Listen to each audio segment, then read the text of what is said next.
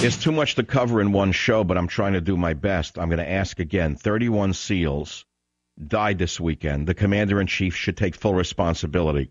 They were flying in one helicopter. That's number one. Why not 3 helicopters? Number 2, why was an Army pilot ferrying that helicopter as opposed to a Navy SEAL pilot?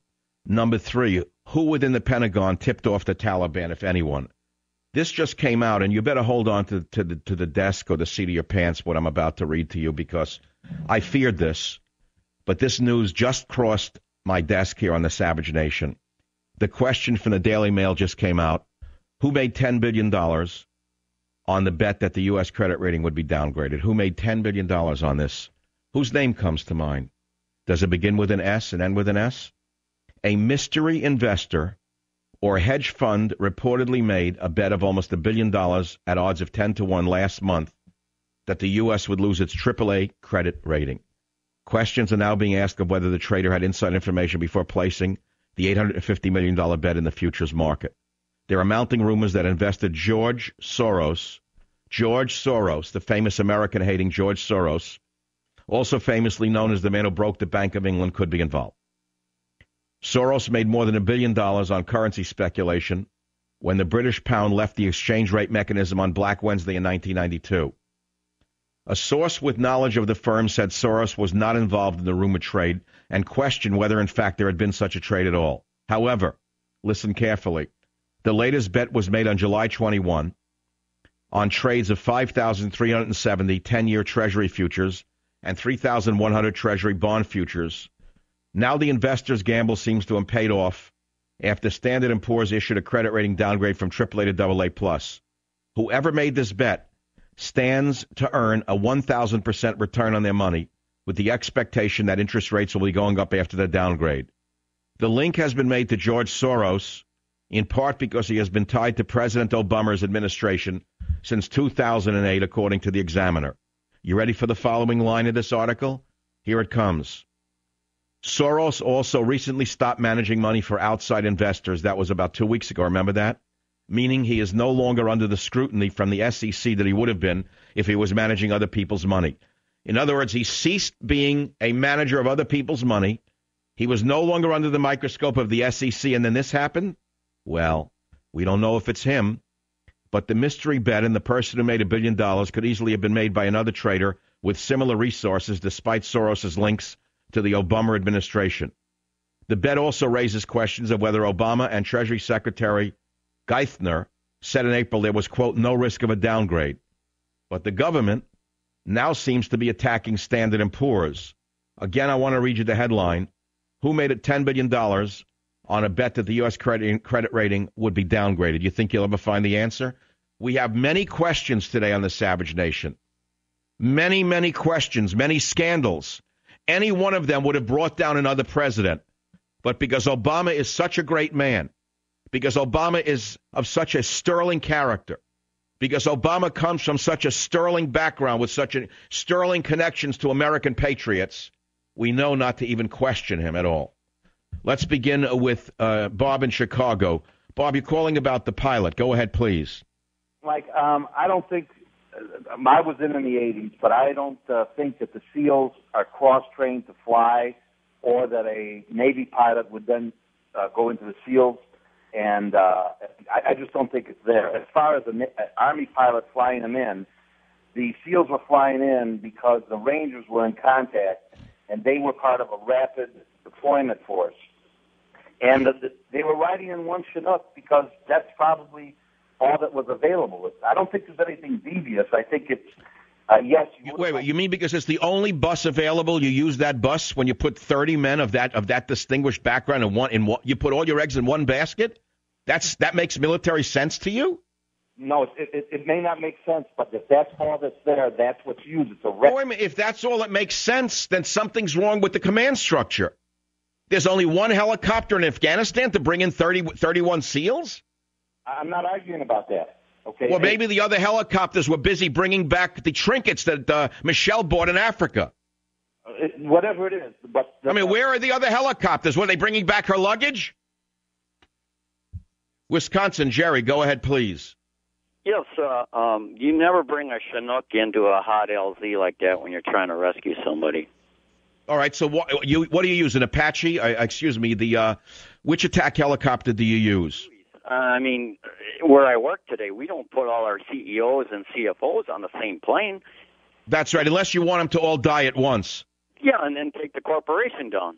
I mean, thank you very much. All right, so but let's stick to the facts. I allege that whoever decided to put them in one helicopter to begin with should be fired, if not imprisoned. That's number one. I want to know who made that command choice. Number two, why did they use a slow-flying Chinook as opposed to a fast-flying attack helicopter? I don't know. I wouldn't do it. I mean, as a non-military man, I'm telling you, my thoughts are clearer than the schmuck running the Defense Department.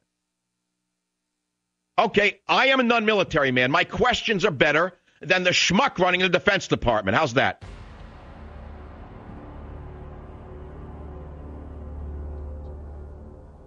Savage.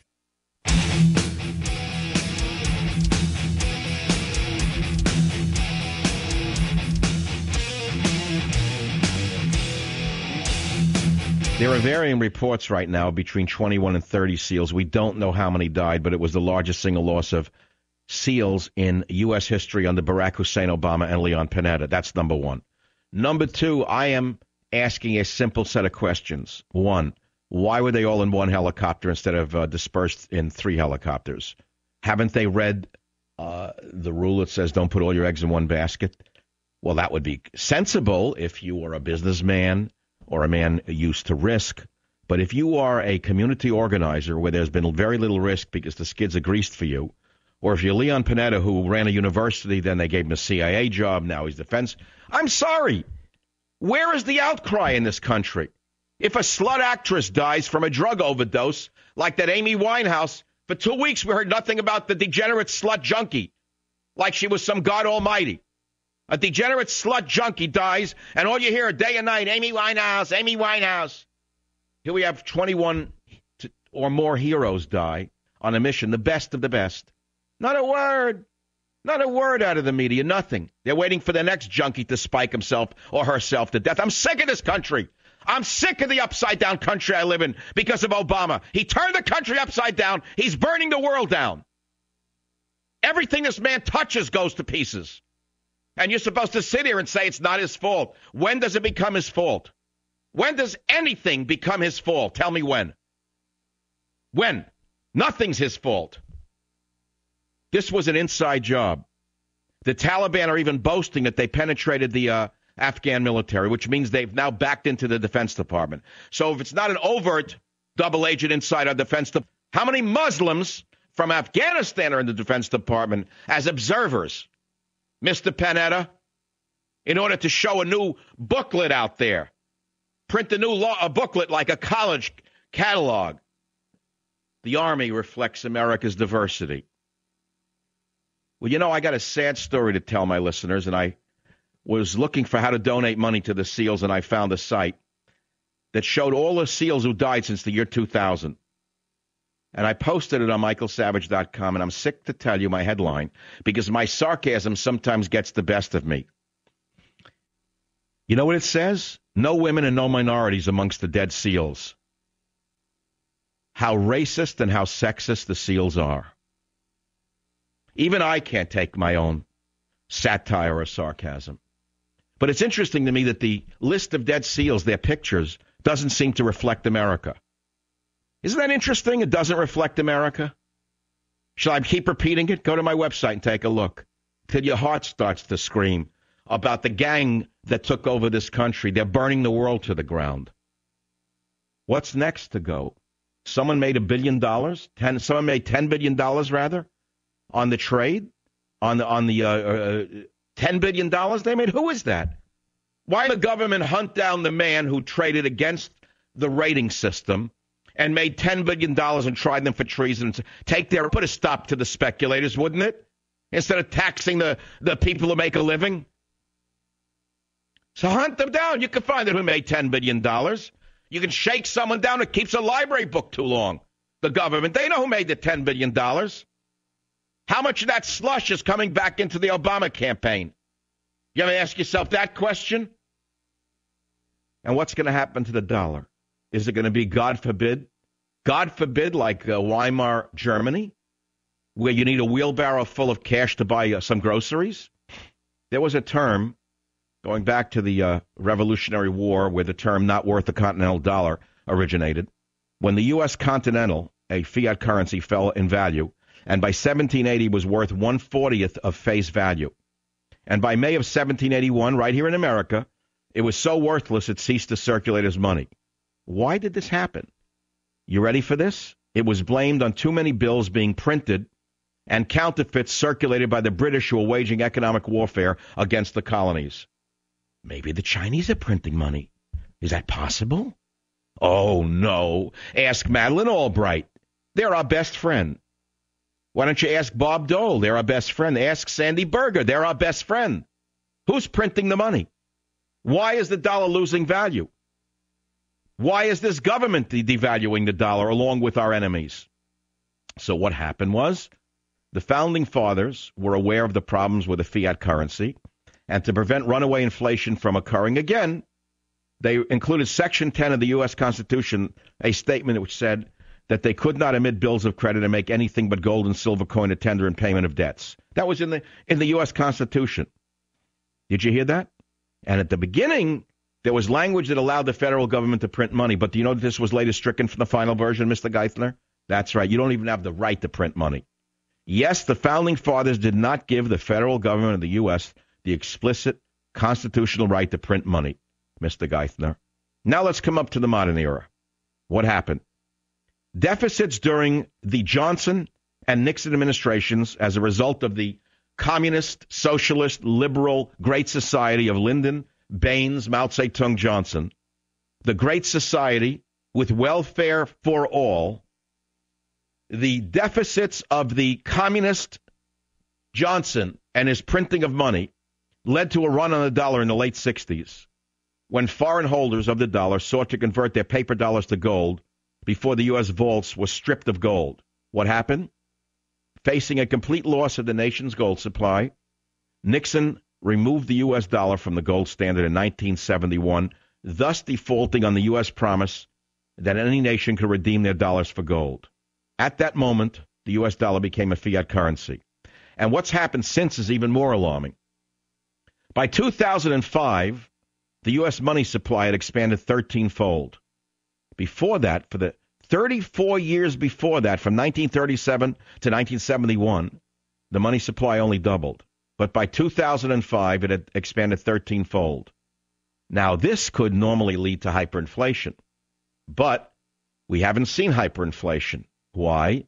Because the dollar is the world's reserve currency. What this means is the other nations have to buy and hold on to dollars. However, my friends, the reserve status is a privilege. It is not a right. And China is now calling for a substitution of the dollar as a reserve currency. You know what will happen? Do you know what will happen if the U.S. dollar is taken out as the global reserve currency, which China wants? It would be a catastrophe for the value of the dollar. Everyone holding dollars would rush to get out of them, either by outright currency conversion or by bidding up the value of U.S. goods as they rush to unload their dollar holdings. And what would the impact be on you if you have money in a bank? Are you ready for this? Peter Schiff of Euro Pacific Capital says the dollar could devalue by more than 70%. I'm going to stop right here. If you want to read more about it, there's a fabulous article by Jonathan Sherman, U.S. dollar is the next financial shoe to drop. I took it from Forbes and linked it to michaelsavage.com. I'll go to the callers now on the debacle that should have made Obama hang his head in shame, if not resign. But obviously the man has no shame whatsoever.